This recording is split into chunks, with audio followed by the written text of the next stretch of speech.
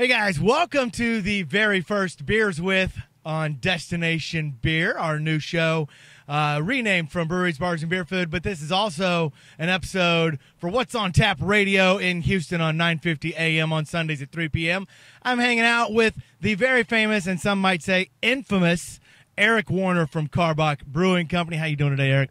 Awesome, Chris. Glad to be here. How you doing, bud? I'm doing great. I've got a beer in my hand. We've had some great times today so far. Let's start off with what we're drinking. This is Beers With. So what are you drinking? I'm drinking a Pontificator smoked Doppelbock.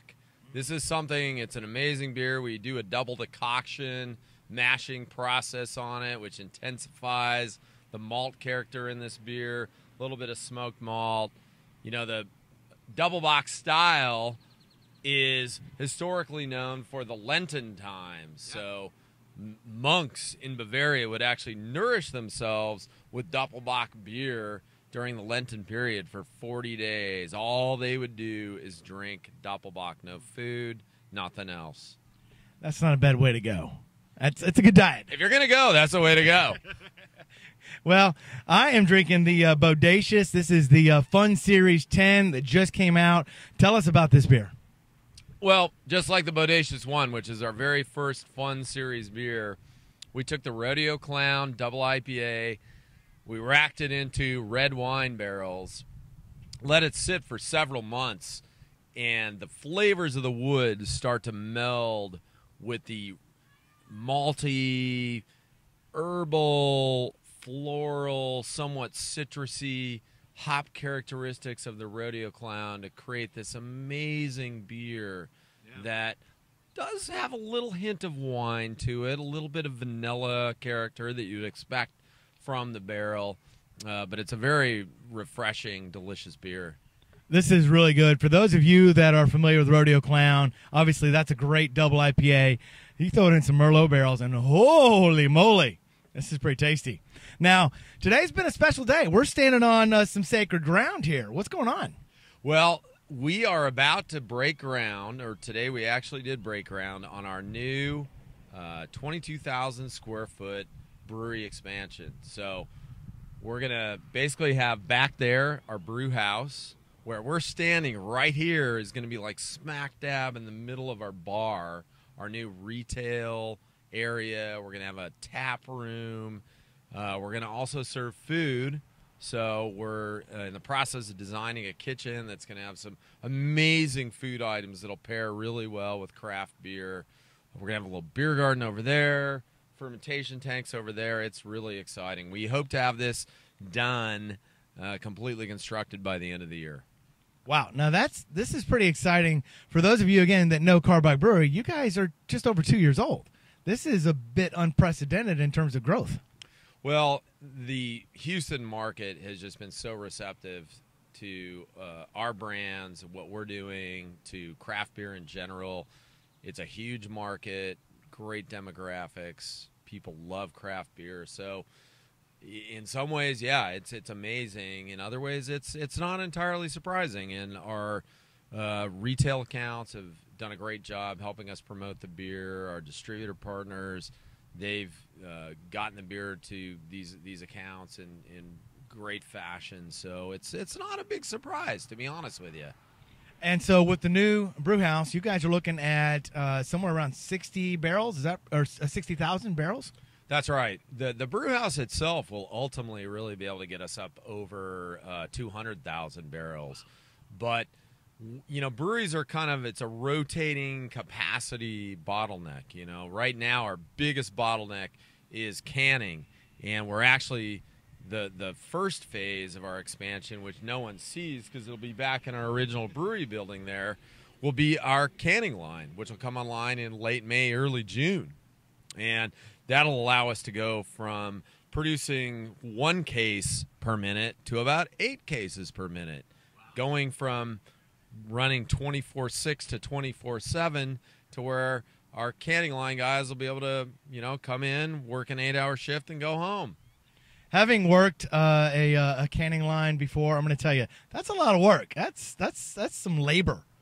Yeah, I mean, it's a labor of love. That's what craft brewing is all about. I mean, it's amazing. We get people knocking on our door all the time wanting to work in a brewery, and we say, hey, it's really hard work. We're probably going to start you off in a janitorial function. You're going to be, working on the canning line. They're like, I don't care. I just want in. I want a chance to evolve with a growing craft brewery. And so those are the kind of people we love to hire at Karbach Brewing, folks that are really passionate about craft beer. Very cool. So let's talk about your general, what's going on right now at the brewery. Obviously, your F.U.N series number 10. You guys like to play with your beer a little bit. Yeah, I mean, that's what craft beer is all about right now. Everybody is looking for that next big thing. What is the next brewery doing that's bold and daring? It's kind of like... I'm from Colorado originally, and, people like to ski and snowboard there, and it's kind of like tricks, in the half pipe, and it's like, hey, what's Shaun White going to do next, What's the next big trick that he's going to unveil? And that's kind of what craft brewing is about. So, yeah, we feel that the Bodacious is a really unique product. There's not a lot of people, if people do use wine barrels for anything, a lot of times they're for sours. They're wine barrels that have sort of been used multiple times, and they're almost neutral, and they're good for producing sours. But we said, hey, what about trying the Rodeo Clown in a red wine barrel? Of course, we're just coming off the 009, which was the Rodeo Clown aged in bourbon barrels. So we're trying to play with different ideas and come up with as many different beers. Earlier today, we on tap right now have 5 different test brewed quads. We're going to do a rum barrel aged quad for later in the year, right around the holidays. So that's gonna be good. Yeah. All right. So talking about playing with beer, you see what's happening in beer. You've been around for a while. What's going to be the next thing? We've seen IPAs, crazy hops. We've seen bourbon barrel everything. What's the next thing? That's an amazing question, and I'm really hard pressed to answer that. I don't think hoppy beers are going anywhere anytime soon. So I think no, of course not. I truly think IPAs, pale ales, session IPAs. I kind of lump them into basically the same galaxy, if you will. So that's not going anywhere anytime soon. I think you might see a little more with like India Pale lagers. I think you're going to see some folks taking that same kind of wort that you would use for an IPA, but throwing a lager yeast in as well. I think saisons, farmhouse-style beers are pretty hot.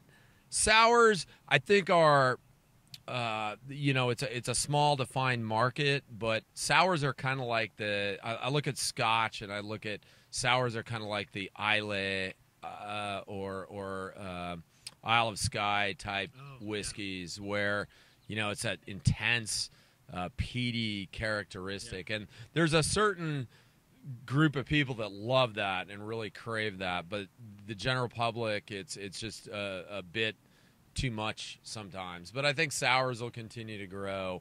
I've been hearing for years about this kind of going back to, lagers or session beers or whatever.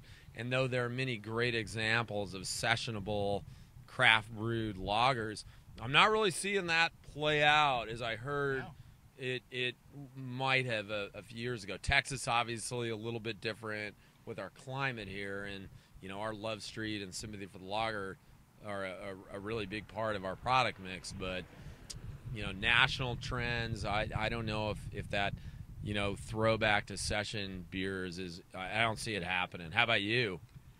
Well, I actually kind of do see the session beers coming. I predicted about 3 years ago, I was still living in California, and Pizza Port produced a beer called Obsession. Mm-hmm. And it was like 4.3% alcohol, and it was just gorgeous. It had everything about it was awesome. The flavor, the aroma, the head, it was just this great beer, and you could have 3 or 4 of them and be fine. And I've been waiting for that kind of thing to turn because, everybody's making these 10, 12% beers, barrel-aged beers. You can have 1 or 2 of those and maybe you're good to go home. And you've got to be really careful because, craft brewing is still about responsibility. We want you to enjoy the beer, but be responsible doing it. And so I've kind of been waiting for the sessionable side to come. And, Stone just released a sessionable IPA. Founders has their all-day IPA. So I think we're going to see a turn towards the more sessionable beers, but I think you're right. I don't think the IPAs are going anywhere. I don't think the big beers are going anywhere. The barrel-aged beers are not going anywhere. People still love that stuff. So, but with the craft market growing the way it is, we've got room for all of those guys to play. Yeah, and that's the beauty of it is every beer is going to grow. I mean, unless you're making something just really out of balance or, extremely high alcohol or, for that matter, low alcohol. Yeah, I think all styles are going to keep growing. Yeah, that's the beautiful thing about craft beer. The more people are trying these beers, where the market is growing, people that have been drinking maybe light lagers are finding new flavors. And those people are maybe starting with some lighter sessionable beers, and then next thing you know, they're going to be drinking the big bourbon barrel or the bodacious. So there's a lot of room for that to grow. Guys, we've got to go. There's a slaughtered cow being grilled back there that was fed with spent grain from Karbach Brewing. There's more cheese than I even know what to do with. We've got a lot of food to eat. We got a lot of beer to drink. So thanks so much for joining us. Eric, thank you so much for being out here. Cheers, sir. Cheers, Chris. Thank you.